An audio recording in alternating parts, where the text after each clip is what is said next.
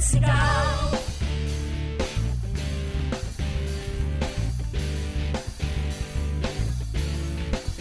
Unang sigaw.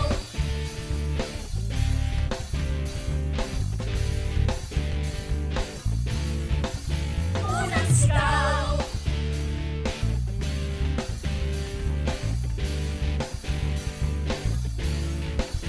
Unang sigaw.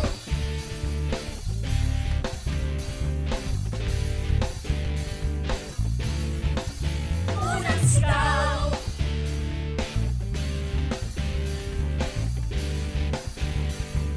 Makikita nyo po, inaayos naman na po ngayon, and currently, ito pong damage na to, tatanggalin po natin yung compromised concrete o yung mga mahina na naidulot nung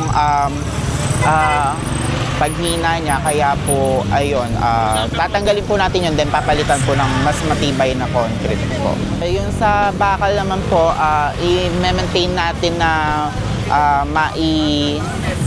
mai-retain yung structural integrity po nung structure. Ito po sa contractor's expense naman po dahil under warranty. Kaya wala po itong implication po sa mga gobyerno natin.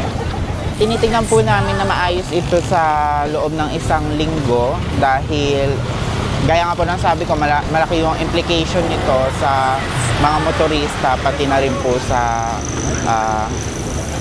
mga ahensya po ng gobyerno.